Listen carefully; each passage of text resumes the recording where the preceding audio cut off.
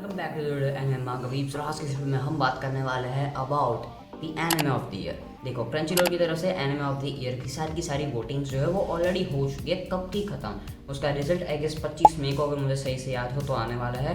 But उस दिन से पहले हम एटलीस्ट एक गेस लगा सकते हैं दैट रिजल्ट क्या होगा। एंड मेरा आंसर जो मुझे लग रहा है दैट रिजल्ट होगा इस मोस्ट प्रॉब्ली सोलो लेवलिंग।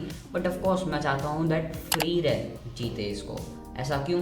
देखो, सबसे पहले बात करते हैं सारे नॉमिनीज के बारे में जिनमें मुझे लगता है that they have a chance to win. ये 3 ही ऐसे एनिमे हैं जिनका मुझे लगता है दैट इस साल उनका चांस है जीतने का। वो 3 है सोलो लेवलिंग, फ्री रेन और दानेदान। आई नो डीमन स्लेयर वाले फैंस तुम लोग बोलते हैं डीमन स्लेयर का नाम अंदर नहीं है। ऐसा इसलिए क्योंकि भाई सबको पता था इस साल डीमन स्लेयर के लिए इतना अच्छा नहीं रहा है। क्यों? क्योंकि एक भी एक्शन सीन्स उनके अंदर नहीं डाले गए थे तो लोगों को ज़्यादा पसंद नहीं आया था। Now I wouldn't say that I watch anime for the main action scenes. मैं स्टोरी के लिए देखता हूँ एनिमे को।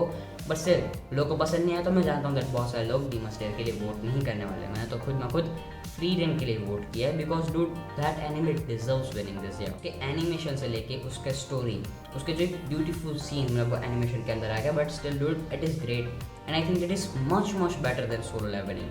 सोलो लेवलिंग ने काफ़ी ज़्यादा अच्छा काम किया था इस साल, अपनी हाइप इतनी ज़्यादा मेंटेन करके, अपने फाइटिंग सीन्स को दिखा के।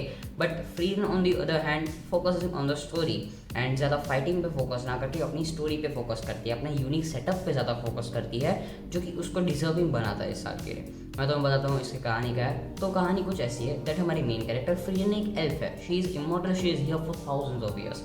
पहले एपिसोड में हमें दिखाया जाता है हमारे मेन कैरेक्टर की जो कास्ट, जो कि अगर ये एनिमे कुछ वैसी होती जिसमें हमारे लाइक जो मेन हीरो वो सेटअप कर रहे हैं फॉर अ जर्नी, तो वो हमारी कास्ट काइंड ऑफ होती। उसमें 4-5 लोग जो थे वो निकले थे डीमन किंग को मारने के लिए। उन्होंने डीमन किंग को मार दिया। Now they are returning from killing him. हमें वो एक्शन सीन भी नहीं दिखाएगा जहाँ पे उन्होंने डीमन किंग से फाइट की हो।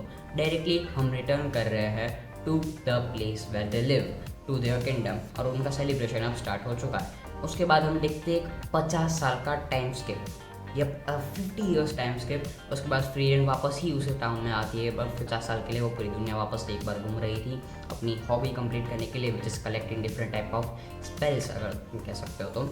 तो उससे बाद वो वापस आती है एंड देन इसी one of the character die.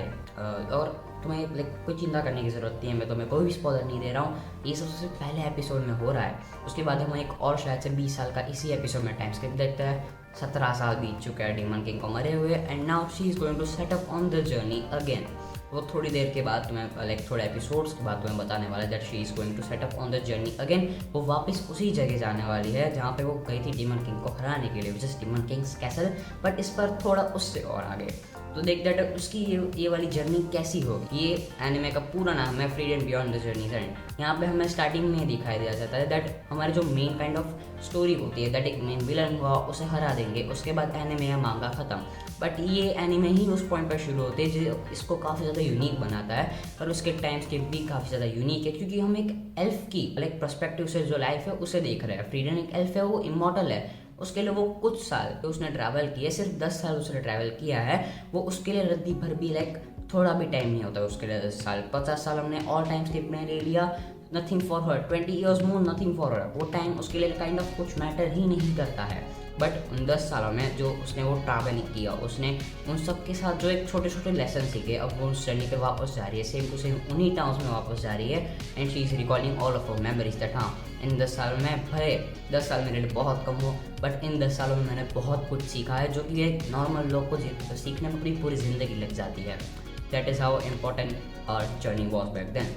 तो हाँ, इसमें हमें बहुत ही ज़्यादा सर्टन कैरेक्टर डेवलपमेंट और वर्ल्ड डेवलपमेंट भी देखने को मिलते हैं काफ़ी ज़्यादा अच्छा। फाइटिंग एक्शन ज़्यादा नहीं है, मतलब फाइटिंग सीन जो ज़्यादा नहीं है, बट जब आता है तब काफ़ी ज़्यादा बढ़िया सीन्स आते हैं वो सब।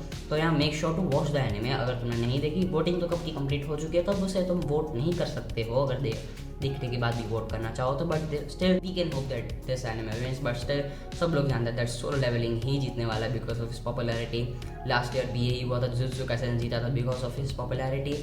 बाकी और भी जितनी डिजर्विंग एनिमे थी वो नहीं जीत पाई थी। तो आई गेस दैट इस साल भी कुछ ऐसा ही होने वाला है। But still the result is here and we can wait. तो देखते हैं भाई क्या होता है। वरना तो मिलते हैं अगली वीडियो में। तुम लोग मेरी और कोई वीडियोस यहाँ पे आ रही होगी उनको देख लो। वरना like share and subscribe. Tata bye bye, sayonara.